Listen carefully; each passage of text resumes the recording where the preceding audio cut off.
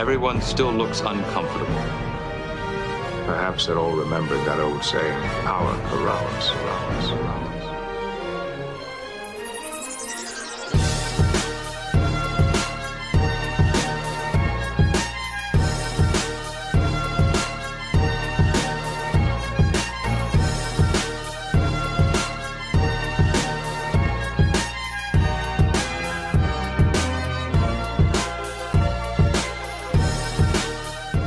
Hello, welcome to Second Officer Slog. I'm your host, M. With me is regular co-host, Jackson. Hello, hi. We're here with episode 15. It's episode 15, the 15th episode that we've done. Oh, yep, in production order, it is the 14th episode. Yeah, no, we've moved some of these episodes around for Sweeps Week. You could say we're moving back and forth through time. You could say that. That is a thing that could be said. Oh, how's it going? You know what? It's okay. Been a bit of an up and down time recently. Everything's kind of wild, but I didn't actually want you to get real. This is our Star Trek podcast. Fuck you. You don't ask me that and be like, This isn't the place for it. The behind the sausage part is that in real life you give me shit when you say how are you and I go fine and you're like, that's not an answer. On the podcast you're like, keep moving. This one in particular is of all of our podcasts, I feel like this is the one that like I care most about, like people coming to it 3 years from now more than anything else. I guess that's true. Because no one's listening to it now. Hey, if you like this podcast, tell your friends, check out our podcast, Star Trek Podcast.space. We have a few listeners that let us know about the goings on. Oh god, we have an email, or is that for the next episode? That's for the next episode. Okay, that's a discovery email. Yeah, right. That's for the that's for the last episode. Patreon.com/abnormalmapping. As you can tell, we're recording this after work. It's like an evening recording. Usually we record on Sundays. I'm also kind of under the weather. So any kind of inconsistencies in like being all hype about stuff, that's why it's a bit of a down episode. We're going to be fine. We're going to do our best to be entertaining for you. We have 2 episodes and a book to talk about. So the 2 episodes that we are going to be covering this month are the Corbomite Maneuver, which is episode 2 of the original series, or 11, depending on, It's episode 11. It's episode 11. No one goes by production order in this. Well, we have sometimes, just because we check Memory Alpha, and that's what they use. Yeah, no. I mean, Memory Alpha lists all of the order, to be fair. But whatever. Operation Annihilate, Operation -- Annihilate, ! Which is the last episode of the first season of the original series. Book. I did totally last time we did one of these episodes argue the other direction, didn't I? Yeah, that's on me. Yes, my apologies. That's why I was remembering. That's why I went that way, because I remembered that conversation. I was like, I should stick on the thing you said before. No, this is on me. My apologies. Yeah, I know. We're having that kind of a day. The book, though, is called Lesser Evil. It is a DS9 relaunch novel. If you have not listened to our other segments, our other podcasts about the DS9 relaunch, probably not the best time to jump in. You should probably make sure that you know what's going on in DS9. But there's going to be no spoilers for that stuff in the first half. As always, you can enjoy the Star Trek talks, just some episodic chats. It's going to be fun. So next month, we are watching The Cage, which is the pilot for the original series. It is in all, like, for a long time, that episode was hard to find, but it's in all DVDs and Netflix and everything. You can get a hold of The Cage, so watch The Cage.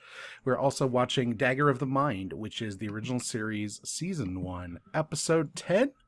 According to Memory Alpha, but we now know we can't trust Memory Alpha. It is the 11th produced, 9th released. It's episode 10.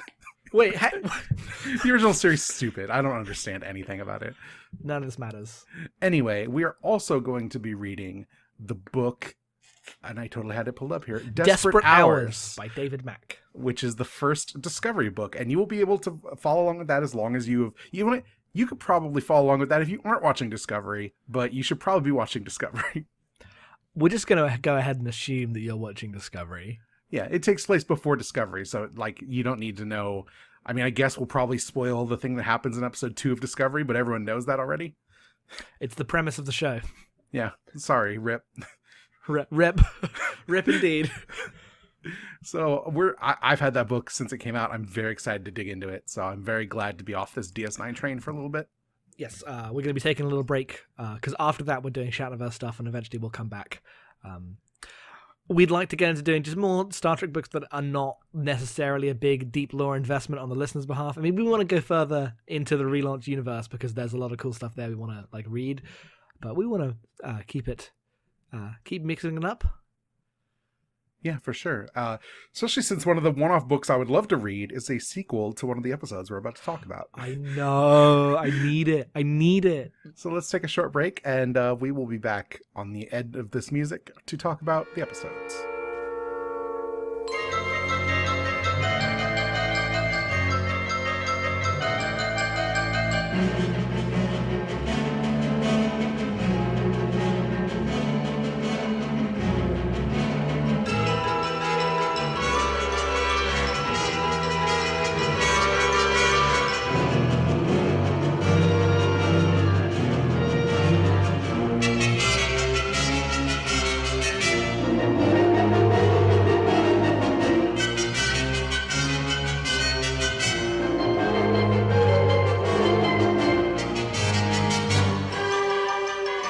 Our first episode is the Corbomite Maneuver.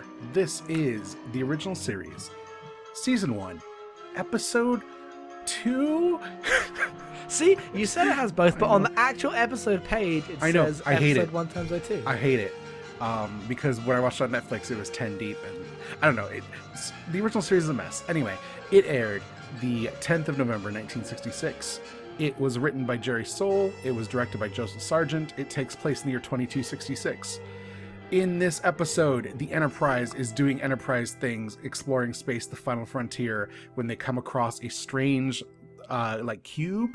Anyway, they approach it, it blocks them, they try to go around it, it blocks them, it fills the ship with radiation, so they have to destroy it.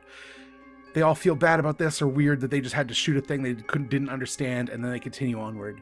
Then they meet a giant ship, a giant ball ship, and it is a mile wide, and it is very strange and unusual, and on that ship is a character named Baylock, who is like, I am from the First Federation, you destroyed our ship, you are clearly hostile, we cannot trust you, please go back.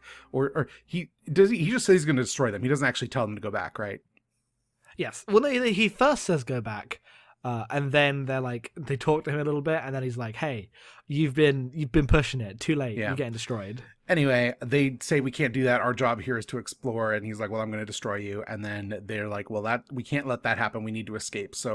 Or they actually surrender. He goes to tow them to a planet where they're going to be marooned. And then they escape from that. And the ship is damaged. And they go explore that ship. And it turns out that Baylock was actually testing them to see if they were actually peaceful.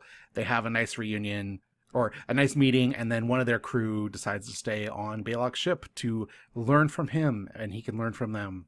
And Star Trek happens, as Star Trek has never happened before since, in a lot of ways. Yes, this is, as established by our Goofing and Memory Alpha, the second episode produced of the original series, so everything's a little weird. It's actually the third episode produced? What? Oh, right. Yep. God damn it. Fuck yes. this. So one of the interesting things here is, a couple things. One, they are from like the United Earth fleet or whatever, the United Earth ship Enterprise, because the early parts of the show are really weird. And also this is gosh, what's his name? Leonard McCoy. What's the actor? DeForest Kelley's first episode. I have not seen whatever episode 1 is, but he's not in that apparently. Oh, I've seen that, but I don't really remember it. I saw it years ago. Or production was such that he filmed these scenes before that. Anyway, this is the first time he is on the ship, which is hilarious because he's immediately doing weird things that he should not be doing. But also sometimes he's like exactly right. Like he both nails it and is weirdly out of character, since he just stands on the ship when they have 10 minutes left and argues with Kirk about medical records. Yeah, it's a ridiculous episode. DeForest Kelley's great. We talk about that every time because Bones is the best. But this episode, him coming in and like being the perfect foil to Kirk, and like there's a couple scenes where Kirk will say something like, "Oh, we've got to do this," and he'll say, "I know we don't," and then Kirk, I don't have good examples. I can't remember the quote. It's been a while. I mean, this episode like opens with Kirk doing his physical while they have encountered this strange cube, and they turn on red alert, and it's just a light in sickbay. It's not a sound, probably, so it doesn't startle you when you're doing surgery or something. Anyway, he doesn't tell Kirk until he's done with his physical, and McCoy's like, "What if I jumped every time there's a flashing light around here? I'd be talking to myself," as Kirk's already gone. Basically to the camera, being ridiculous. I got the quotes. I got the dumb ridiculous quotes here. Two little scenes of Kirk and McCoy, like Kirk going, "Aren't you the one that says a little suffering is good for the soul?" McCoy goes, "No, I never say that." Yeah, no, that's really good. Dr. McCoy, I've heard you say that man is ultimately superior to any mechanical device. No, I never said that either. I could have sworn I heard you say that. Yeah. Just stone-faced, straight man McCoy in the ridiculous world of the Enterprise it's there. It's right there. And there's a lot of things like that where things are off because it's very early, but where it matters in the like core of things, it's just the most Star Trek thing. Like the names are wrong. They get what you say about warp wrong, blah, blah, blah. The stuff that doesn't really matter, but they come across a thing. They have a misunderstanding with the thing. The thing escalates to tension, and then it resolves in such a way where understanding is reached, people learn, and everyone goes on the journey through space. Yeah, I mean, Kirk walks down the corridor in no shirt. Kirk does do that. Yeah. And so there's a scene of him walking down the corridor with no shirt, which is very ridiculous. And then he gets to the lift and like pulls the thing, says, I think he makes contact with the bridge and basically says, "Is there any like urgent thing? Okay, I'm going to go change now." Yep. It's very silly. So, I feel like this episode is such like a coherent like statement about what Star Trek is. It's hard to like pick it apart, because what this actually is they encounter a thing, the thing accuses them of hostile intent. They say, "No, we're not hostile," and then they have to prove it, and then they do. And then when push comes to shove, they go back for Baylock because they think he's injured, or they think like his ship is like life support's failing. And Kirk's like, "We have to do the right thing. We say we're better people. We have to go and be better people." And then they do it, and it pays off handsomely. But it is just like the entire like opening monologue that opens Star Trek is this episode. Yes. If there is a thesis statement of Star Trek, it is this episode. Mm-hmm. And it, like, in many ways, like, you can see the echoes of this episode. Like, Encounter at Farpoint is also kind of just this episode again. With Q, the way in which Q challenges the crew of the Enterprise. And, like, when Kirk convinces everyone to come back and go rescue Baylock, he basically uses, like, the same lines of the opening, the way that Picard does in Measure of a Man, where he's like, "We're supposed to seek out new life," and there he is, right there in that chair, and points at Data. Like, that's basically how Kirk gets everyone to go back and rescue Baylock when no one wants to do that. God. Kirk makes multiple references like, "What is our mission here? We have mission. We have to follow these values that have been set out." And it's cool. I really like the Corbomite maneuver a lot. The actual Corbomite maneuver itself comes in the part where it's doing the other Star Trek thing of bridge-to-bridge tension that comes entirely through, like, someone sends a message and then gives a timer and then someone responds with their move. Like, it's almost similar to, like, without the war stuff, it's very similar to, like, Balance of Terror. Like, that's two soldiers leading ships in this ridiculous naval battle situation. But this is more space mystery. You have forgotten the actual most important part of this. What is the actual most important part of it? This is the inspiration for the final episode of Galaxy Quest that is referenced in Galaxy Quest, the film. I don't remember. I vaguely remember. So the like final episode of Galaxy Quest that's like a cliffhanger is they're confronting the bad aliens, and the captain goes, "We have a device called Omega 13, and if you touch us, we will set it off, and it'll be a powerful super weapon." And then it's to be continued, and they never back it up. And then when they make the quote unquote real Galaxy Quest ship, the aliens do, they just have an Omega 13 device, and they're like, "We don't really know what it does. We just made it because they got it from the television show, and it's just like the Corbomite, basically." Oh, right. I guess that's totally right. Yes, I didn't think right. I guess that is totally the thing in that movie. They have a magic bomb on the ship because they based it. Galaxy Quest is good. Yeah, they think it's a bomb. It's not actually a bomb. Doesn't it do the time thing or something? Yeah, it rolls back time 13 seconds. Yes. I remember now. That's a good movie. Yeah, no, it's a really good movie. We'll probably cover it sometime because I actually think Galaxy Quest is one of the best Star Trek movies ever made. So, Yep. but yeah, no, like you have Kirk bluffing, and there's this ridiculous moment where they talk about poker, and Spock's like, I don't understand this poker. Like Vulcans don't bluff. We don't know anything about this sort of thing. Vulcans totally lie and bluff. Come on, Spock. I've watched Enterprise. Yeah, you're so full of shit, Spock. I like it because Spock is basically saying we have to just accept that we are beaten here, and we're going to die, and there's no like logic dictates that if we can't win, then we have to accept the truth. And then Kirk's like, no, there must be another way, and in walks McCoy to have an argument about the subplot of the episode, which is this guy Bailey, who is the navigation officer in the pre-Chekhov's days, where there was a fucking rotating chair of whoever was at that console next to Sulu. Whoever was going to be murdered or racist in that episode. Yes, and I really like this episode as like an inversion of that plot, because he does have a bit of that, of being like shitty, but it's not because he sucks, it's because has to be a Star Trek character, but is absolutely not ready to be that. Like, Bones is giving Kirk shit for promoting him too fast, for not adequately preparing the crew for the stuff that's going to happen, and he's basically having a nervous breakdown throughout this episode. One of the things we'll get to, kind of getting ahead of ourselves, because you haven't seen The Cage, right? Not yet, but I will do. So Cage opens with like Pike being like a very like war-weary captain. He's like, oh, all this shit's happened. I just want to quit and go back to Earth and chill out and not have to worry about any of this captain bullshit. And you get by episode 2 Kirk kind of in the same place, where it's like, you've been captain long enough that you are like way too hard on people who remind yourself of you because of the ambition you see in them, but also that you kind of hate them for being as impetuous as you used to be. It's kind of like the stuff that they touch on in Star Trek Beyond when they finally like start to get Kirk right as a character. And they really do. Yeah.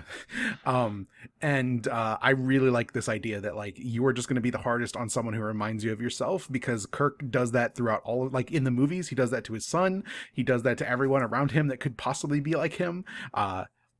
Kirk is bad in that way, in that exact way. And yeah, no, I am also bad in that exact way. I am the most hardest on people who remind me of me. I don't know what you're talking about. But everyone, like McCoy, is immediately like, you can't treat him like that. He's just a kid, even though he like, because these are Star Trek actors and he's just an actor from the 60s, he looks older than all of them because he just has 60s face. He doesn't look like a kid. Yep. In the way that we think of how like kids look today. Yep. But one of the times he does that is like after he's had his blow up on the bridge, and basically has a big nervous attack, and is like, this guy has said we're all going to die in 10 minutes. Why aren't you all freaking out? We should all be freaking out. To be fair, Sulu's job at that point is to calmly count down the 10 minutes, which he seems like he does with like a very perfunctory, I've been in Starfleet a long time. Sometimes this is just your job. That is like kind of ridiculous, but also like Sulu's the best. Yeah. It's ridiculous because it's a TV show, you have to have someone announce every countdown. Sometimes it's the computer, usually in TOS it's Spock. In this episode it's Sulu. It's a good time. But Bailey has a breakdown and gets... One weird point. The countdown clock is like a replacement shot. I don't know if you look at those videos of like the originals versus the restorations, but the entire like way they shoot that countdown clock, it's like a CG replacement for the original clock. Huh, I did not realize that. Yeah, it looks really weird in the episode because I was like, that can't be the original shot because that looks strange and video gamey. And so I looked it up, and yeah, it's totally like an entirely different, like the way the clock displays is different, and it's just a wholly made up thing because the original is like spinning like 60s dials almost. Huh, I did think it was like, that's really clear and nicely, like I can really read this. Yeah, it's just, I don't know why they chose that shot of all things to replicate and do so in such a different way. Yeah, I don't know. But so he has this breakdown. McCoy takes him to sickbay, and then McCoy when they are in the middle of this 10 minutes, like they've got 10 minutes to live, and before the ship destroys them, McCoy comes in onto the bridge and goes, "Kirk, we have to talk about Bailey's medical records." And Kirk's like, fuck off, I'm trying to deal with, we're all about to die here, Bones. Then they have an argument, and McCoy's like, well, look, you're probably going to solve it, so we should probably talk about this anyway, like, it's fine. Kirk gets mad, like, don't you try to bluff me, and there's like, wait, bluffing! Not chess, Spock, poker. It's ridiculous. Yeah. The original series is ludicrous in a way that is incredibly 60s and incredibly fun sometimes. Yeah, no. Among the fun parts is that Baylock's ship is a giant disco ball, and Baylock himself is a ridiculous alien puppet that is played both as like really like dramatic and scary, but also a puppet. Yes, it is like played as that in the show because that's how things that are dramatic and scary look in Star Trek. But then it is also a literal puppet in the universe itself later on. It's a whole thing. Because real Baylock is 7-year-old Clint Howard, just Ron Howard's baby brother, with ridiculous eyebrows and Ferengi teeth. Oh, he does look ridiculous. Yeah. What if we just had a child with like a voiceover as an alien? Like, yeah, sure. I mean, it works. It's really effective. It's very unsettling when he shows up and is just like this weird cocktail drinking child. The ending kind of comes out of nowhere. It's good. A lot has happened. They only have so many minutes wrapping that all up. This is a rushed show, not in a bad way, but like they get through a lot. They hit all the beats. Yeah, this is a great episode. If you wanted to show someone what the original series was about, like kind of at its best, I feel like this is definitely one of the episodes I would show someone. For sure. Yeah, Star Trek's right here. So let's move on to our next episode. You picked this entirely because of its name, Jackson. This episode is called Operation -- Annihilate ! It is the 29th episode of the original series. Yes, it is both production and, yes, good. Works out, lines up. It aired for the first time in 13th of April, 1967. It is written by Stephen W. Karabatsos. Yeah, that checks out. Yeah, I scanned it. I was like, yeah, got it. Directed by Herschel Doherty. Doherty. I was like, that looks like Doherty, but a lot of that is just silent and messy. Yeah. Didn't expect that one to give me as much trouble, but turns out, there you go. It's set in 2267. This episode features the Enterprise approaching the planet Denver.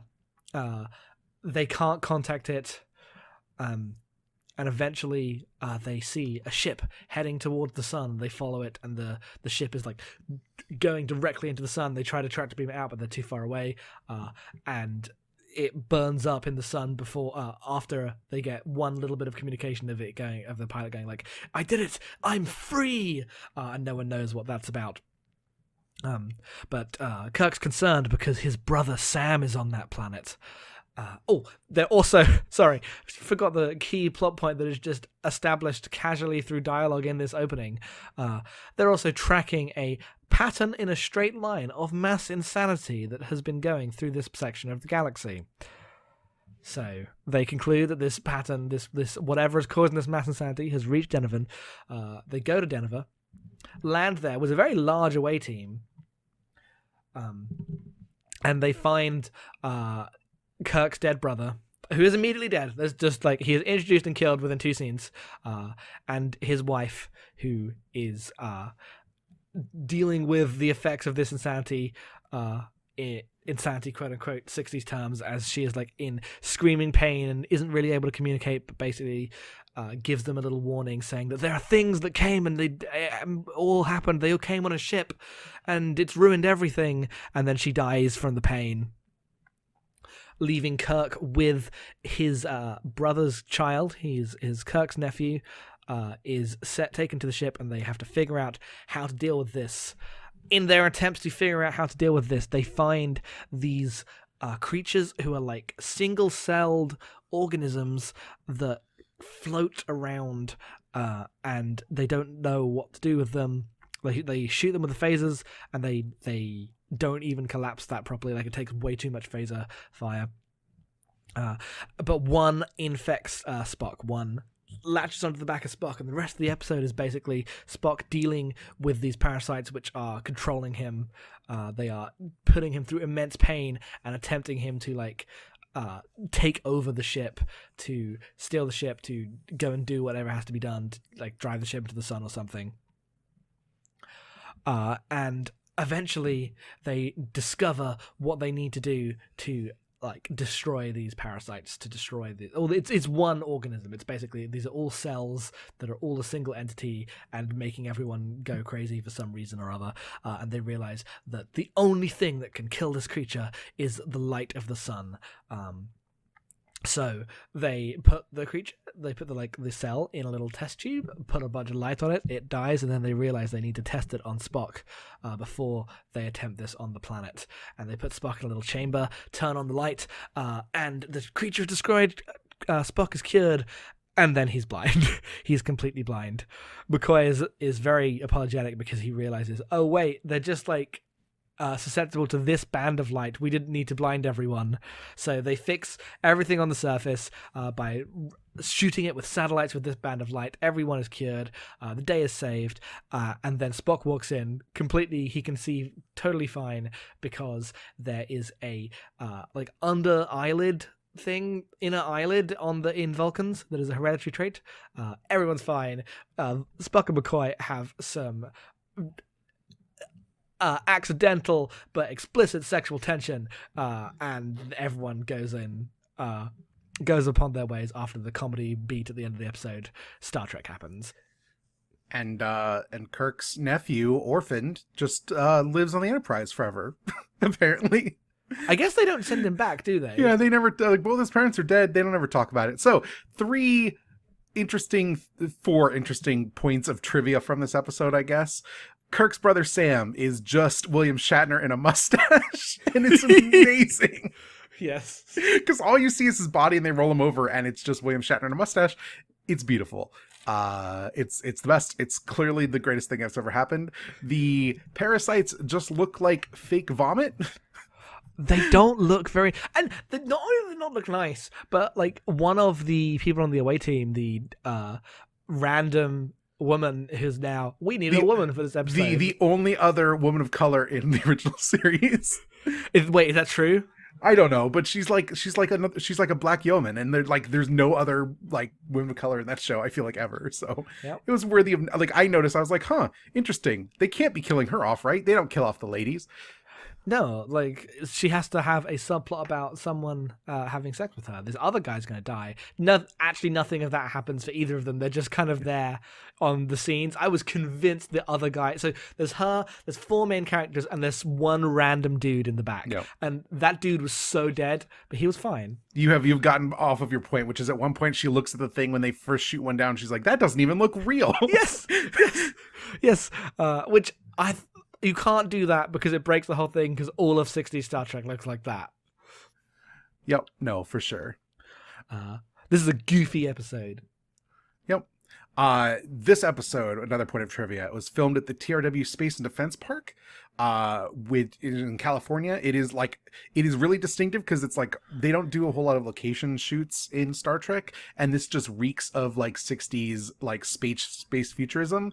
And it used to be used for like NASA and stuff at the time. It was actually tied to the space program. It is now owned by Northrop Grumman, their aerospace division. Of course it is.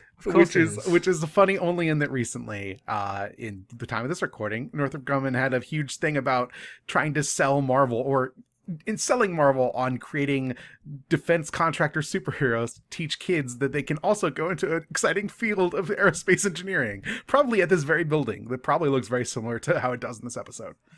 That happened. They got yelled at and had to stop it, but it still happened. No. The other thing is the parasites are not weak to like any old light. They are weak explicitly to UV radiation, so they bombard the entire planet with intense UV radiation. I don't know if you've ever been in a tanning booth. I have not. But what that would probably do is kill everyone on the planet. That's what I was thinking. I mean, so one, he says, I've bombarded this with radiation, with everything, and I haven't been able to deal with it. I was like, wait, is this reveal going to be that it's light? Because light's radiation. Like, I've done a science once. I'm not... The 60s were a stupider time. I joke, but also like the amount that an average person in the 60s knew about science compared to 2017 is like, there's a profound and actual difference there. It's like in TNG, one of the things as a kid I thought was like really interesting is there's one episode where like this kid is talking to his dad. He's like, "Oh, I don't want to take calculus," and he's like 8, and I was like, "How can an 8-year-old be taking calculus?" And like the bar on what a child can know just like raises as we get better as a people. You would hope, and I feel like that tracks through Star Trek. Sure, that makes sense. We know more than the people who were writing Star Trek in the 60s. That's very clear. I guess that's true, just from like time and the basics of like science education. Yeah, like science education's better. We grew up watching shows like Star Trek that taught us a lot of things about science and to be curious about science. Most of them are bullshit, but then I actually learned what the things were. Yeah, then you learn that antimatter is not only real, but people are experimenting with it on the regular, and you're like, man, science is cool. Oh, it can be. It can also be very bad. Like when they cook an entire planet full of millions of people with UV radiation. when he go through 2 tests, destroys the thing, and then blind Spock him, then just goes, "Ah, shit, my bad, guys."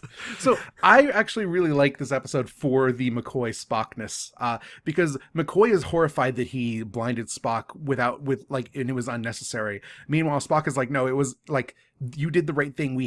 This was the information we were working on. This is a reasonable compromise. Like, I'm willing to take being blind to not being in piercing pain anymore. And like most of the episode is Spock walking around, like trying very hard to remain like a placid Vulcan as he's clearly struggling. And I like Leonard Nimoy doing his best, like chronic pain acting. I think that's a really interesting bit. And the interplay with him and McCoy is really good in this episode. Even up through your ridiculous comedy ending, which we'll talk about. But just the way those two bounce off each other is like really good and thoughtful in a way that like sometimes I don't think of the show, and I need to start revising my opinion about that sort of stuff, because the context here is really good. Like Spock, even through all this pain, is always arguing for the like clear utilitarian answer. Like the basic argument here when they don't really know what to do with the parasites is these parasites can't be killed. We don't know how to do it. It is logical that we just kill everyone on the planet and Spock so these parasites can't get off the planet. Like, we just kill everyone, seal off the planet, no one gets to go there anymore. Like, the argument basically boils down to needs of the many outweigh the needs of the few. And Kirk immediately rejects it. He's like, no, this is not the way. We can find a different way to do this. Like, this is what Starfleet is about. We find the middle way because I'm Captain Kirk, goddammit. And it's interesting only in knowing how much that idea falls apart later on when, no, sometimes you do just have to take the sacrifice. Like, this is a good episode to think about in the context of Wrath of Khan. I was thinking about that for both of them, because both of these episodes basically revolve around a threat that becomes more and more like omnipresent and like unavoidable for 3 acts until suddenly out of nowhere a solution is found through like Kirk coming up with some bullshit. Like both of these episodes have that moment. Like he suddenly to be fair, Kirk does not come up with any bullshit. This is all McCoy doing science, and it's like 60s sloppy nonsense science, but like most of this episode is McCoy looking at like a microscope, like opining about what they could possibly do with these weird brain cells from another dimension. Oh, sure, but Kirk is the one that figures out that it's light. Sure. Like he gets the moment in both of these where he's like, there has to be another way, and suddenly like comes up with a magic other way, which makes sense in the like.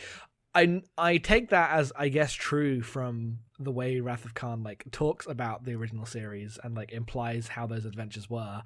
But it's weird to see that, oh yeah, he's just presented with like certain death in these 2 episodes and just, hey, sudden solution, we're fine, everything's fine, we're good. I mean, he loses his brother, I guess, but he doesn't seem to care.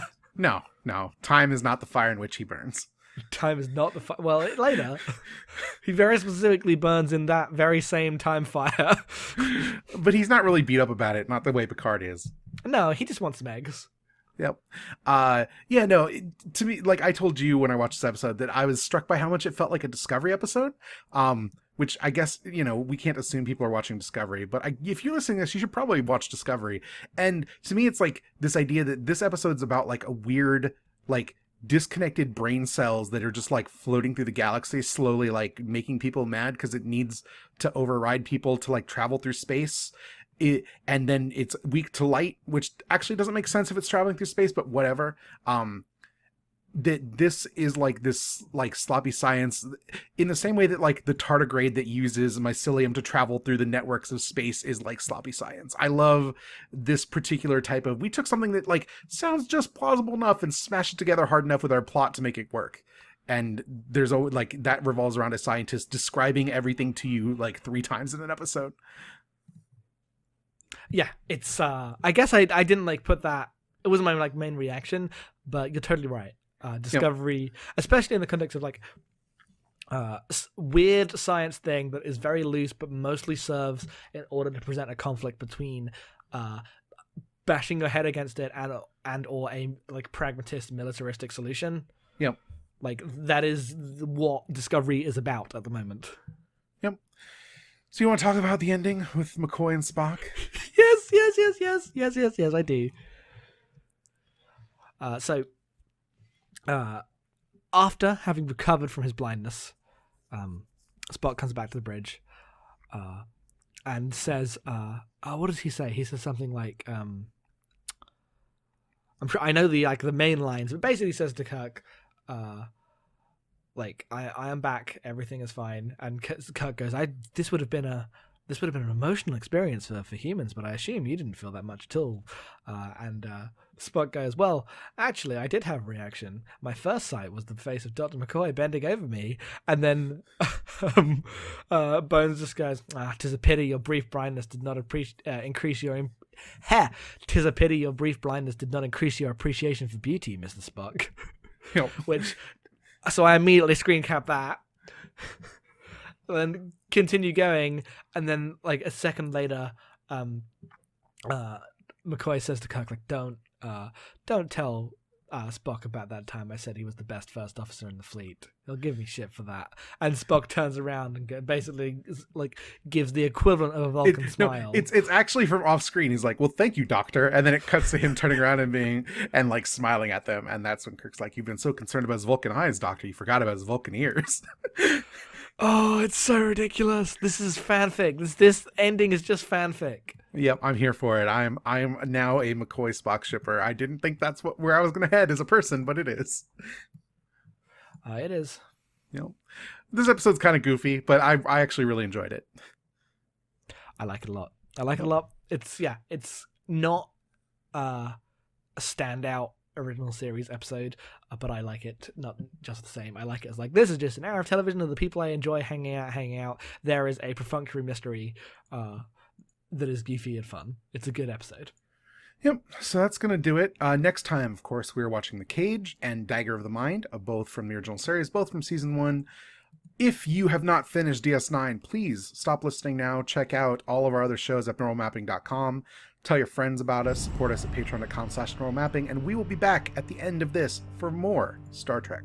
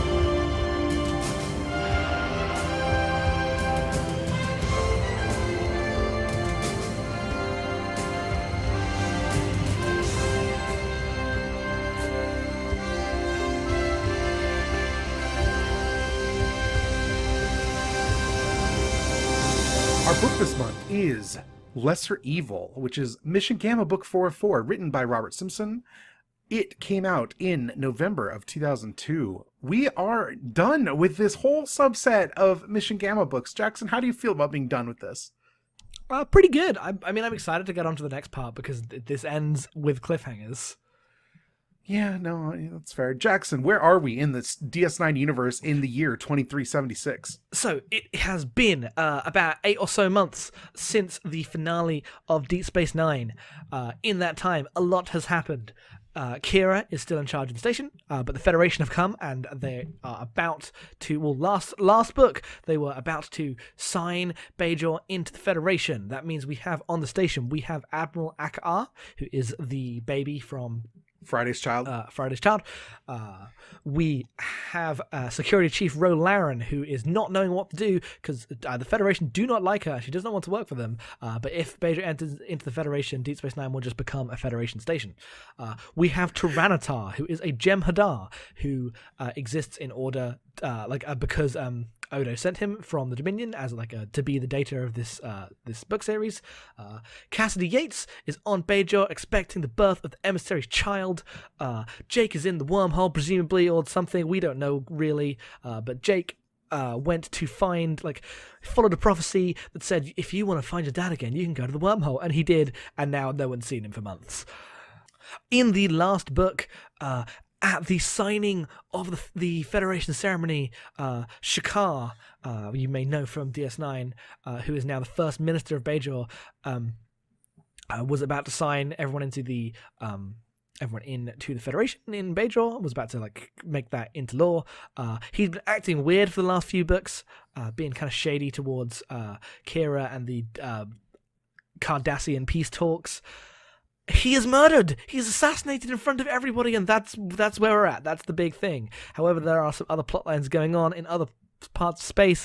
On Earth, Joseph Sisko is very sad because his son and his grandson decided to go disappear and do some wormhole nonsense. And so last book, he died. He died. Rip Joseph Sisko. He collapsed and walked in, and they found him dead. So we'll see how dead he is this time. Meanwhile, on the other side of the wormhole are the rest of the current crew of Deep Space Nine. They are on a mission on the Defiant to chart parts of the Gamma Quadrant. We have First Officer Commander Elias, or he's the captain of the Defiant, but DS9's first officer. We have Commander Elias Vaughn, who is a 110 or 100-something-year-old Star Trek big boss. He's amazing. I love him so much. We also have his daughter, Prin Tenmei, who is the pilot in this. So I guess Helm is where she would be. We have Nog, Esri and Bashir, who basically are pretty much in the same place they were at the end of DS9, even though Bashir and Esri should clearly still not be together, yet they are. We have Shah, yeah. Yes, fuck, every time, you're going to confuse me. We have Shah, who is an Andorian, who is just on the station now, on the Defiant right now, and I think that is it for the big characters. Have I forgotten anyone? I may have forgotten someone, but... No, I think you nailed you nailed everyone, because Vedic, what's his name, doesn't matter in this book. Yes, I don't know, Quark and Ro are kind of together, question mark. Quark has very little to do in this episode. You did say the words Admiral Akar, who is that baby from Friday's Child, and I realized how fucking weird these books sound to anyone who is following along. I mean, he's in his hundreds now. Yeah, he's in his hundreds. He's a giant man from Capella 4, but he's the Admiral from Starfleet, that baby from Friday's Child. He brings up multiple times that I know, babies from Friday's but Child. If you don't know what Friday's Child is, there's a baby admiral running things on DS9. Well, he's not a baby. He was. We were all babies. He was once. a baby, yes. He was a baby once. He was a normal-sized baby who turned into a giant man. Well, I mean, I guess a normal-sized Capellan. I mean, the baby in that show is normal size for a human baby, too. That's true. We don't know the Capellans anything, really. Yeah, no, they suck. That's what we know. We know that they suck too much to be in the Federation and he had to leave. Do you want to just do the Defiant stuff first, except for the very end? Yes, we will do the core plot of the stuff. So, where is the Defiant? What are they doing? The Defiant's on its way back because the Defiant's been through 3 books and it's like on its last legs. They don't have replicators anymore. They burnt those out. They need to fix shit. Everyone's tired. They just want to go into a holosuite and like eat and fuck and sleep. I don't know, whatever you do in Star Trek. So they're heading back. Probably. I don't know. I would probably sleep on a holodeck. Are you kidding me? Like just like on a beach. Oh no, you said whatever you do in Star Trek, and I was like, 2 of those things happen in Star Trek. Anyway, they get a strange signal that they pick up. Ooh. And Elias Vaughn immediately like recognizes and goes, "Oh God, what should I do?" And like locks himself in his quarters and freaks out and directs them to go find it. They find a crashed ship, and in that ship, they find multiple ships, I guess. They go to this planet and they find a crashed Dominion freighter and they find a crashed Borg ship. And on the Borg ship seems to be a mostly assimilated Starfleet ship.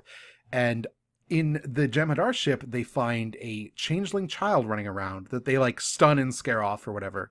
And then on the Borg ship, they find a drone that Vaughn recognizes as his long lost wife, Ruriko Tenmei. Yep. He brings her on board, like orders everyone, don't tell Prin, we have to save her. You have to disengage her from the Borg equipment, even though she is like 60% Borg stuff at this point. And they're like, I don't think that's going to happen. Like half her brain is like nanites now. Like, what do you want me to do? And he's very unreasonable about it. Anyway, Prin, of course, sees her mother and freaks out. Yeah, he's like, okay, the first thing we're going to do is make sure Prin doesn't see this. And immediately she walks in and goes, Mom? Yeah. And then they have this realization that, like, even if they remove, like, most of the equipment, she's probably still brain dead. But also there's, like, the nanoprobes just have, like, this compulsion to attack even if the, like, host body is dead. And so she's, like, really dangerous even if they've, like, disengaged her from the collective or anything. And so Vaughn rushes into sickbay to see Prin, like, too close to her mother, like, having a moment, and then just vaporizes Ruriko and puts an end to that. And then Vaughn and Prin are not talking again because we always have to reset to 0, I guess. I don't know. Books are dumb sometimes. He did re-kill her mum in front of her eyes. Like, now, the drone, the Ruriko drone, is basically like having memories and talking to Prin, and the explanation is like, no, the Borg just knows how to get you to, like, the Borg is doing its infiltration thing. It's going to assimilate you before we can discover that, and then both of you are going to assimilate a bunch of people, and then by the time we figure out there's an infection, it's going to be too late. The only way to save ourselves, the Federation, everything, is to kill the person, or kill the, like, technology pretending to be this person we can't let go. But the way he does that is to fucking murder her in cold blood in front of Prin, so she's going to be fucked up about that for a while. It's weird because, like, she clearly understands that he did the right thing. She doesn't even disagree with it. It's just her emotional reaction is way too strong. And, like, she's like, it's hard, you know? Like, it's hard for everybody, I guess. The Defiant continues on its journey. They get the Changeling girl off of the planet by being like, hey, we know the founders. We know how the Dominion works. Like, please just come with us. We'll take you to the DS9, and then the war's over, and we'll contact them, and they'll come pick you up. And so they grab the Changeling girl, and they take her, and they're headed towards the wormhole to home. Meanwhile, on the other side of the wormhole, we'll save the best for last. You know what we're skipping. It's fine. Yes, I mean, we're doing a much more condensed summary this time. Yeah, no, this book is much shorter than the last 3 books we read, is part of it. Mm-hmm. And a lot of it is just kind of faffing about with stuff that, like, Vaughn is, like, unreasonable for a long time, and Ezri goes and comforts him, and, like, none of that matters. Sure, but, like, we are getting through this stuff. I'm sure we'll have takes after the summary's done. Yep. Meanwhile, everyone is dealing with the immediate aftermath of Shakar getting the back of his head blown off, because they described the assassination, which is a knife that is thrown, that hits him in, like, the vertebrae of his, like, spine where it attaches to his neck, and then a phaser is on the end of that knife and, like, goes off and vaporizes the back of his head. That dude is deader than dead. And it was thrown out as a moment of just, oh, this is just how fucked up this weapon is, but it's actually foreshadowing, because please tell me what the fuck is going on here. So what happens is Kira Nerys is like she's still apparently an officer, even though she didn't know that, because they Admiral Akar conveniently forgot her like resignation from Starfleet at the end of the war. So she is given a position on the USS Griffin that has been around during these peace talks to go to Trill and get the assassin, because the assassin is a Trill character named something Guard. It's actually not in this list. Yes, he is Guard. That is Guard. Yeah. He is the guy that Ro was flirting with last time, but then turned out to suddenly murder Shakar. Like, why is he suddenly evil? There's like a thing.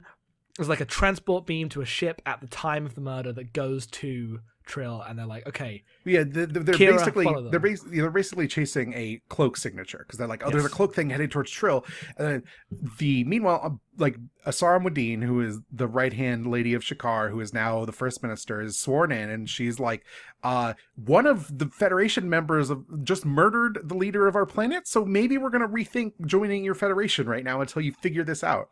And everyone's very unhappy about that, but understands her reasoning. So they try to examine what happened to Shakar, and what they discover is that this is what ties into the Ro stuff, right? What do you mean? Like finding Guard, doesn't the stuff with Guard happen after they discovered what happened? No, like it happens because in that very meeting, Ro is like, he's still on the station. I know he's still on the station. I know it in my bones. And then they discover the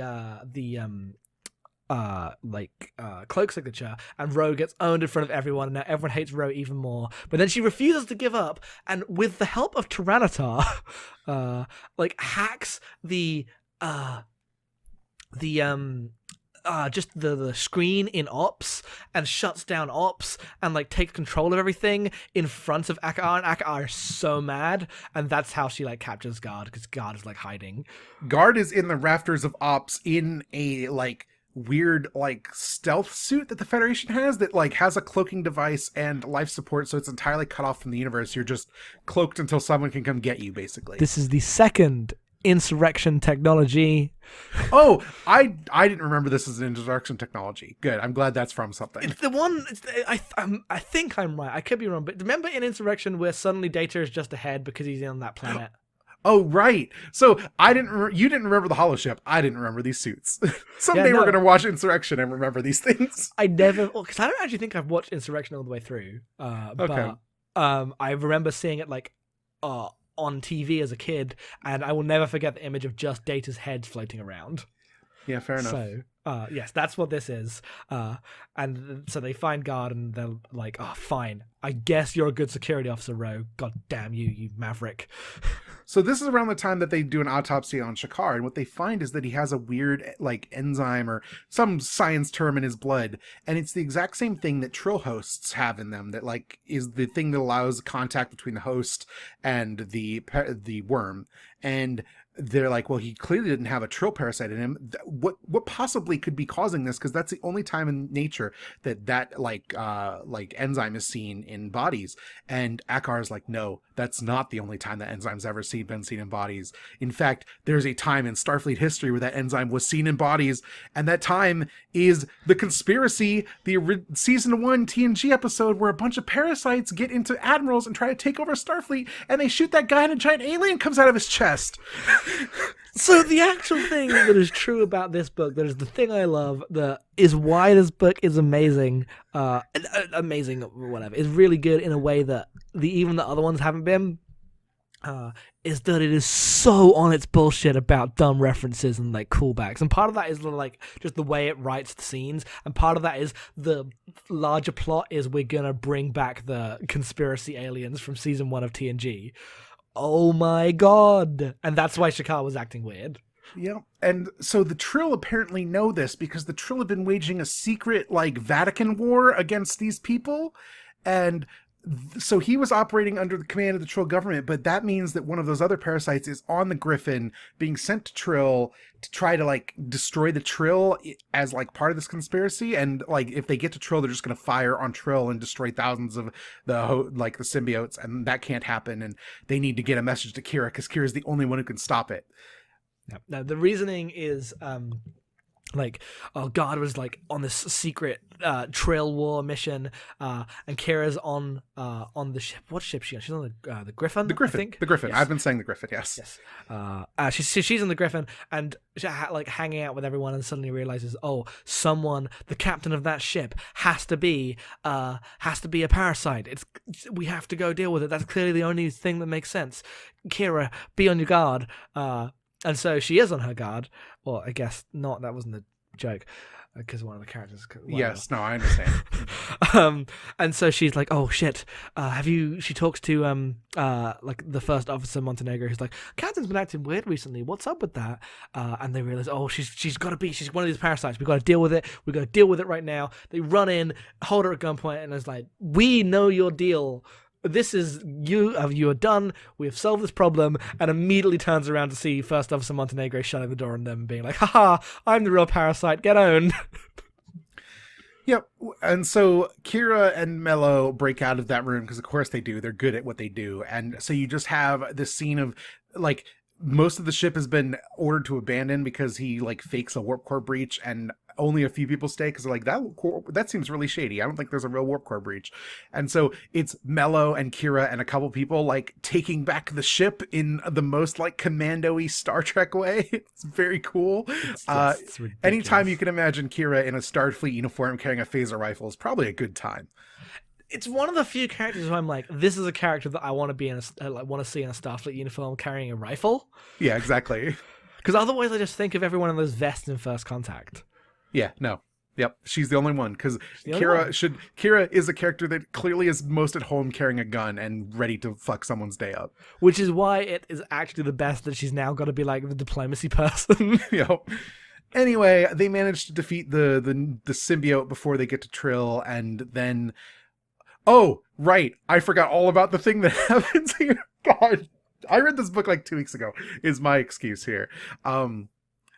So... they're trying to get to Trill, and Trill is intercepted by Starfleet ships that Akar contacted, and like from Trill, and those ships are under orders to destroy the Griffin if they don't hear from Kira that like she's taking care of the problem, because they can't have the Griffin firing on Trill. That just won't do. One of those ships happens to be captained by the Vulcan who ran the baseball team in that episode of DS9 where the Vulcan baseball team totally destroyed the DS9 baseball team, and Kira knows that and sends him a coded message with phaser bursts to tell him that it's Kira and that she's in command of the ship when she gains command of the ship. It's amazing. Because obviously, like we're skipping a lot, but like as they take back the ship, Captain Mello obviously dies, and it's like, you're truly good, Kira. You're going to do this. I transfer command to you. You can take care of this problem. And so you get that like ridiculous war movie moment, and then immediately after that, in like the last 15 pages, is this thing where she sends the phrase "manufacture triumph" in Morse code through phaser fire across space, hoping that this Vulcan will remember when like Cisco said that to him, and of course he does, because there's nothing that Vulcans will hold on to more than someone being like shitty to them and hold a grudge about it. It's beautiful. Yeah. So the day is saved. The day is saved. But they don't, like, the Trill are like, we have to tell you what's been happening. There's been a shadow war going on between these two types of parasites, and human bodies have been the battlefield for centuries. Yeah. What if a ridiculous parasite war? Because we don't actually know why. Like, their goal is to get through Bajor, through Shakar. If we get Bajor into the Federation, then we have our foothold to get back into the Federation, which is why they sped up that process through like shutting down the peace talks. But we don't really know the motivations of this parasite war, because it's suddenly, hey, remember those parasites? It was them all along. So maybe this will be explored in a future like book that has nothing to do with this book, because of course I don't know. But at some point they're gonna have to deal with this. Yeah, I mean, there's a book coming up that kind of suggests what it might be to me, but yeah, I wonder if it's going to be in this DS9 series, or if there's just going to be a random parasite book in 5 years down the line. Oh, I think it's those Planets of the Federation Bajor / whatever book, or like the Trill one. Trill, yes. I guess there's a lot of stuff in this series that is like, here's the Andor thing. Yep. Yeah. All right. Yeah, it makes sense. Meanwhile, on Earth, Joseph Sisko is actually not dead. What? Yeah. Cassidy Yates and Joseph Sisko's daughter. I don't remember Ben having a sister, so that's me. I was like, that who's this lady? That has to have been mentioned on the show, right? That has. Yeah, to no, I'm sure it is. I'm sure I'm not at it in my rewatch. But anyway, they get the plan that they can contact Miles O'Brien, who's at Starfleet headquarters, to come and visit, and maybe him and Keiko and Molly and Kobayashi can help make Sisko happy, because Sisko's mostly just sat in his room, like not eating, and everything's bad. And so they do, and Miles O'Brien comes and tries to be respectful, and Joseph basically tells him to go pound sand. So Miles O'Brien decides the thing he's going to do is go into Joseph Sisko's kitchen and make corned beef and cabbage and stink up the joint, and that makes Joseph Sisko mad enough that he comes down and is like, get me the stuff to make gumbo. I have to fix this. Yeah. O'Brien shows up and fucking weaponizes how much he's like sucks in order to get Joe Sisko out of his depressive moods. And so that works, and Sisko has like these moments where he's hanging out with Molly and Kobayashi, and it's very cute, and he's better, I guess. And they've kind of convinced him to stick around, and he's about to have a granddaughter. Like, he should stay here for that. Well, they haven't just convinced him to stick around. They've convinced him, like, he ends that arc going, you're taking me with you. Take me to Cassidy. I want to see my grandchild be born. Oh, right. Yes, right. So he's going to get on the ship. Everything is coming to a head. Everyone's going to be home. I wonder who else is going to come home. Well, wait, hang on. I wonder who else is about to come home in this very next scene. So the Defiant with the Changeling has headed to the wormhole, where they're intercepted by a Jem'Hadar like warship thing.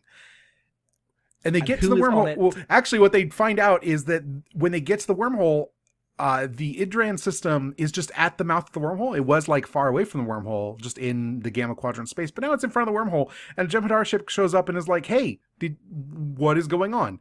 How's it going? And it's Weyoun saying these things because Weyoun is back, and everyone's very mad to see Weyoun, except for me. I'm very happy to see Weyoun. Oh no, we're all here for Weyoun. And Weyoun is like, you have a changeling on board? We probably gonna want her back. And Vaughn's like, well, we were just gonna take her to DS9 and contact you, so that makes our job a lot easier. We can just send her over right now with our regards. And the changeling is like, yeah, they've been really good to me, unlike everyone else that was on my ship and died. Oh, the changeling is such a like passive aggressive changeling. It's amazing. And then Weyoun's like, while we're doing this exchange of passengers, we have some passengers to give you. And they beam over 3 people, and it turns out to be just some alien named Wex. We don't really know anything about them. Jake Sisko, seemingly out of the wormhole, and Kai Opaka, who has gotten off of the planet where she was trapped because the nanomachines were keeping her alive in an eternal war planet where everyone was kept alive with nanomachines. And Jake's like, well, I've got a long story to tell you. Come back next time for this book, Rising Sun SON. Yes. Oh, it's good. It's good. I really like this book. So I want to talk about the thing that isn't actually like doesn't matter for our summary, so I didn't include it, but is actually my favorite thing in this book. Yes. So as we were going through this book, there were a bunch of I reached certain points and be like, well, this is the craziest thing that's happened in this book, and you're like, it is maybe the 4th most crazy thing that happens in this book. So we have the things we have are the big first one are obviously the reveal of the parasites, like that's what all this was about. The least crazy thing is Rurouni Tenmei as a Borg. Okay, Rurouni Tenmei as a Borg, that's crazy. I'm looking at the trivia for the novel right now, and it's like, this is the only full-length novel by this author, which is a shame, because I'd like to read more. It's a shame, because he got the voices really good on these characters. We talk about how, like, short the book is and how all these, like, moments with references and stuff, but the thing that makes it work is that it nails the voices very quickly. Yeah. And then it says, it was based in part on a pitch Simpson and the editor of these books, Marco Palmieri, had developed for the television series in which Jennifer Sisko would have been the recovered drone. That's the worst idea I've ever heard. Oh, I'm glad that didn't get picked up. It works here, but it's such different context. God, imagine the Ben and Jake version of this. Yeah, no, that would be really bad. I would hate it. Oh, no. I hate it so much. Yep. Anyway, in this sequence where he's dealing with Rurouni Tenmei and remembering all of the horrible things that have happened in his life, there is an extended chapter that is just a flashback of him telling how he met Rurouni to Ezri, because Ezri comes to console him. And what it lays out is like a 30-year epic of 70-year-old Elias Vaughn going on ridiculous, like, on-site procurement cannot be seen, will be disavowed, like jungle Cardassian war bullshit with a Vulcan like first mate called T'Prin, and they go to these planets and they're infiltrating stuff, and they meet they're like, he's going to basically get out a Cardassian like mad scientist who's created this AI that they're going to hook up into all the Cardassian computers to run the entire war effort through this AI. And when they get there, they find out, oh no, he's already been discovered and he's not actually there, and they're getting captured. And so they're captured and interrogated by not yet Gul Madred from that's Chain of Command. That's the episode. He is the one who will go on to torture Picard. And in this, he's like, I've been told one day I will be a good torturer. Because Star Trek books are ridiculous. And he escapes with the help of someone in the it's not Telshare, Obsidian Order. That's the Obsidian Black Ops, the Kardashians. Yes. And that person turns out to be Ruriko Tenmei, who is like surgically altered to be a Cardassian, is like the handler of this mission. Someone he's been in contact with for years but has never seen. Like, she just reads his field reports and is like, good job, agent, and stamps them and sends him out into the field again. And they immediately fall in love. And she's like, I'm going to give up this job. I'm just going to go get a job doing like science and like AI stuff. And we're going to have a family, and you can go off and be a superhero, like Black Ops big boss man, but I'm just going to be happy and we're going to have a kid. And that's what happens until decades later, that AI is back again running the Cardassian war, or it's like a bunch of vignettes of them taking down the AI as it runs the Cardassian war effort with her developments of like nanomachines that like tear it apart from the inside. And then 10 years after that, like the last remnants of the AI are on a planet, and it's trying to contact the Borg because it wants to interface with the Borg so it can take them over and have new hosts for its AI ambitions. And they're watching it and they're like, we have to destroy this once and for all. If it infects the Borg, everything is ruined forever. And she's like, I'm going to go. I'm the only one who can disable it with my nanomachines I've been developing my entire life. Please look after our daughter, and like beams off to get killed. And that's the tragic story of how she became a Borg. And the vision of this Metal Gear man that we've been joking is Star Trek Big Boss forever now, actually getting the backstory of he went through Snake Eater, but it was in the Cardassian War, is my favorite thing. He went into the jungle to extract fake Sokolov, who was inventing the Cardassian Patriots, falls in love with his fucking torturer in a torture scene with his like shirt off, goes through years of his like, oh, I should be able to like form emotional connections with people, but I'm too much of a soldier, so I have to keep leaving on these missions, and then like sacrifices his loved ones to destroy the fucking Cardassian Patriots. It's nanomachines tragically save the day. Magic nanomachines, literally multiple scenes from Snake Eater, beat for beat. And to be fair, like, if you're just a Star Trek person, the stuff with the parasites is the like craziest bomb in this book. But for us who are super into Metal Gear, which I don't know if you haven't played it, I guess don't, because it ruined my life. But I love it a lot. It's exactly this. And the game hasn't like Snake Eater and Metal Gear Solid 4, which are the games about those jungle, don't exist yet. The jungle and the nanomachines, respectively. Yeah, they're not out for like multiple years. It's so. I love it. It's one chapter that encapsulates every stupid thing I love about these books in such a perfect way. I was so happy. I was yelling whilst I was reading it. I was so excited. Yeah, because it's the payoff to like throughout the stuff with the Borg, which is mostly kind of bad because it's the Borg, and there's not much you can do there. So the drama revolves around why is Defiant? Why is Elias being so fucking weird? Why is Vaughn not telling us what to do? He is not the kind of commander that just shuts everyone out and goes like, you follow your orders because I give you your orders. That's not his thing. Why is he doing that now?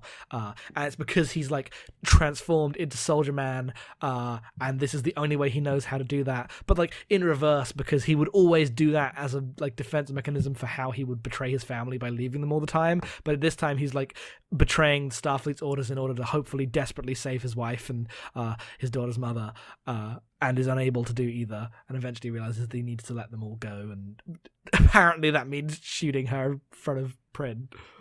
There's also like a lot of speculation about the Borg in this book, which like you get these characters that like have heard about the Borg and like they know that First Contact happened obviously and everything, but like their reaction, like Vaughn's reaction is the Borg are really dangerous. We don't really understand them a lot yet. They only seem to send one ship at a time to attack us, and each time it's a new thing. So, like, one time they just tried to rush Earth, another time they went back in time, and they do these plans, then they abandon them, and we don't understand. What if they all amassed and attacked at once? They're so dangerous.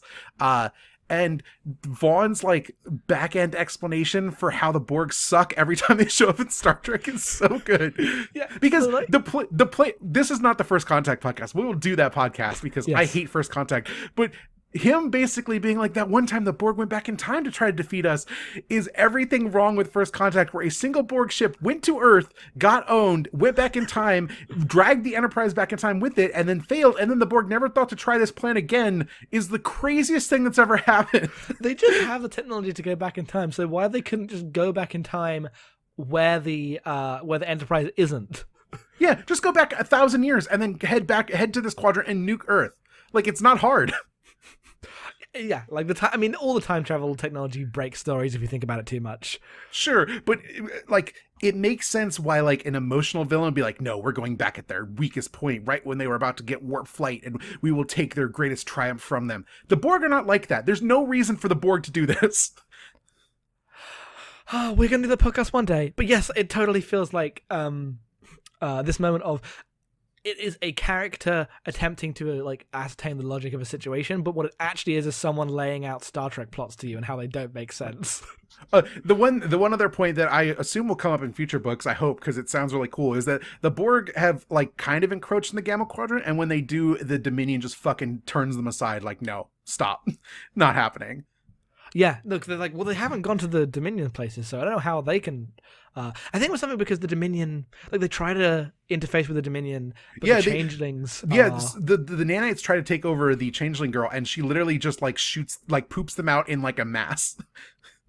So, like, the changelings are actually I don't know. I haven't seen Voyager. I don't know what species, whatever it is. Oh, the fluidic space beings? Yes. Are they also fluidic space? Okay. Yeah, they're from another dimension, so that's why they're immune to the Borg.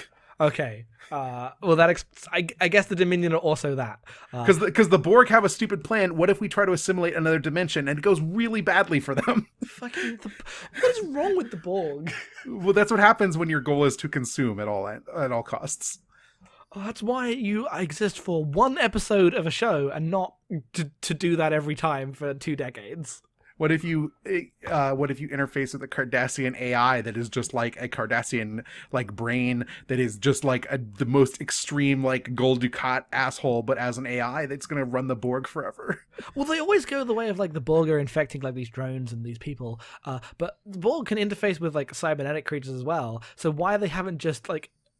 Why they don't try that route is weird, because in this they do that and they're like, oh, if the Borg combines with AI, then we're fucked, because then the Borg has like actually this non-corporeal form that can be anywhere and destroy everything. It's just they just make another episode called I Borg, but the I is lowercase in front of Borg, like it's an Apple product. I'm not a fan of this at all. But I'm assuming at some point the Borg are gonna decide, oh, it's time to invade everyone. That has to happen at some point. I think that's Destiny. I know there's a big war book, like a Borg war book series. Is that Destiny? I think it's Destiny. I think Destiny is the big Borg stuff. Like I think it's Destiny or Typhon Pact. No, it is Destiny. Out of those two, it's Destiny. Okay, all right. Because Destiny's like the big first, like, okay, everything's ended. We've had a few years of all these books going. We need a big, like, crossover, huge event. And Destiny is that. So I'm excited to get to it in like 12 years. God, it better be less than 12 years. I mean, we're in 2002, and that book came out in 2008. So we're not going to be reading every book between here and Destiny, though. No, but we do have a lot of TNG and Titan and stuff to get through. I'm excited for those. I mean, yes. You are very excited to finally read some TNG, which I'm sure will go away the second you start reading TNG. That's fine. I'm excited to yell about TNG. That's actually the truth. What I actually want to get is at a point where we can hop between the various series and not just be reading DS9 for a year. Yep. No, I mean, I get that. Like, they balanced them. But that's mostly after Destiny as it, like, resets the universe, I think. I don't know. Yeah. I meant in a universe of releases. I have no idea about the plot. Yep. Anyway... that I don't really have this book is like full of bullshit that I love specifically, but I don't actually think it's like worth like consideration the way a lot of the books we've read are. So we read what was the first one called? The really good Twilight. Twilight, yeah. And that one's incredible as it presents this vision of Star Trek as book, as these are the things that are possible when you don't have a budget. These are the things that are possible when you can dive into the monologues of your characters. This is how you express what Star Trek's about through this kind of writing these novels, and so that was really interesting. And then you have stuff like Imzadi, which is garbage and ridiculous, but there's a lot to talk about there about how it thinks of and conceptualizes Troy and Riker, and how wrong/right/ actually incredibly wrong it gets it all.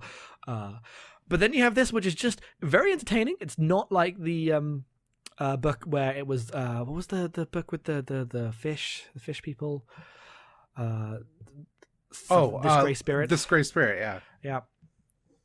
It's not like that. It's not super boring. It's very readable, very fast, and very enjoyable. But it really just moves from thing to thing, gets the plot done. It doesn't help that the plot is ridiculous.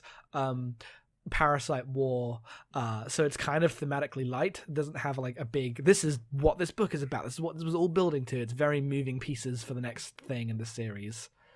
Yeah. It's kind of a shame that it's another Vaughn and Prynne thing, and then kind of resets the good stuff. Yeah, I mean, I assume that whatever is going to happen, because this is all leading up to Unity, right? We're on the path to whatever Avatar was setting up as Unity concludes it, I assume. That is 100% the purpose of this book, because I've got to assume that Rising Sun doesn't go past Jake showing up on there. I assume it's just what Jake's been doing. Yeah. So if that's the case, then what this book does is kind of bring us back to where we started, so we can have continuation when the authors who started this series end this series. Mm-hmm. Which is just that's just a problem. This is the comic book thing where you can do whatever you want, but by the time that you hand it back off to the next big story, things have to be where everyone recognizes them again. Ezra and Bashir, they're still together. Oh god, that will probably last for another 3 years at this rate, I feel like. I don't know. I mean, because of how the DS9 books go, where they're out of time with the other books. I know the DS9 releases don't skip up to post Nemesis while the post Nemesis books are releasing. Mm-hmm. I don't know how they handle that. We'll see. Yeah, I don't know. We will find out in next year when we read Rising Sun and Unity, and maybe we'll figure it out, because there's some argument that maybe we should read Left Hand of Destiny and Lives of Dax before we do that, but we'll see. We should read Left Hand of Destiny, but that's barely a DS9 book. From what I've heard, it apparently ties into stuff, maybe. Oh, before Unity? Yes. I mean, then we should. If it's before, then we should. That's my opinion. If it ties in... apparently it takes place before Avatar, but might have repercussions that are appear when we get to Unity. Well, it was released around... I mean, I might cut this whole sausage conversation, but it was... So that book was released around this time, I think 2003. So it comes out around the same time. If that has consequences for Unity, then we'll go and do it before, because I want to read those books anyway, so we may as well do it before the stuff that comes around. We also should read Lives of Dax. Yeah, just because it sounds ridiculous. Yeah, also, I feel like if we get deeper into the Trill stuff, it's going to increasingly become important that we know that stuff. Well, Lives of Dax wasn't released until after this book, so I think it comes out. So the thing that happened is it was released in 99 and then got a re-release in 2002 where the page count went up, so they changed some stuff. Okay, sure. Of course it did. Yep. Yes, of course it did. Yeah. Did they put the fucking Enterprise crew in there, please? I don't know. Please. I don't know. There's different page counts for each version of the book, so I'm excited to read that. Anyway, let's get back to the book. Yeah. Yes, I might cut that down. Okay. So yeah, I we're headed into uncharted waters, and I'm glad that this has been a nice adventure where the Defiant's doing Star Trek shit, and then the politics DS9 stuff's happening on DS9. I'm ready for that to become the same thing again for a little while. I bet we get way more prophecy stuff coming up though, so that's going to be a real bummer.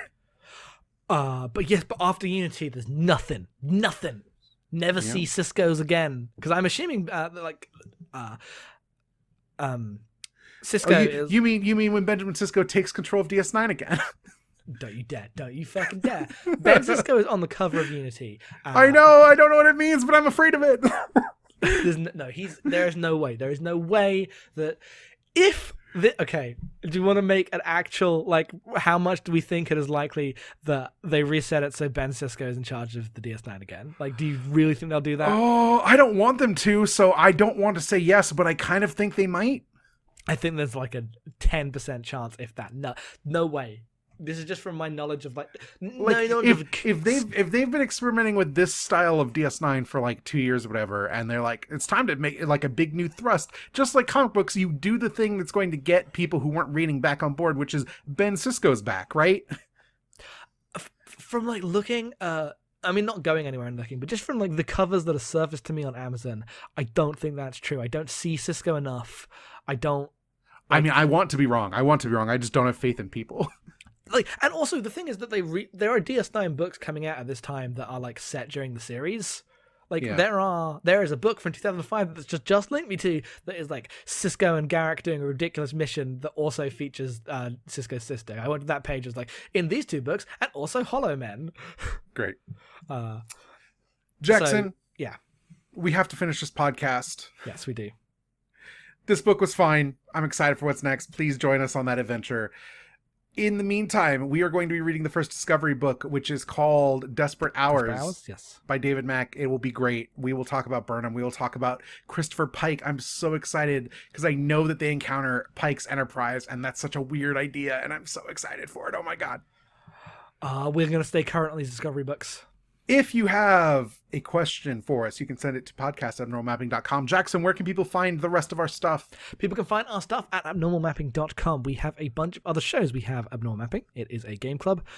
If you are tired of whatever the hot video game takes are on your feed, come listen to us talk about like Prince of Persia or Final Fantasy X.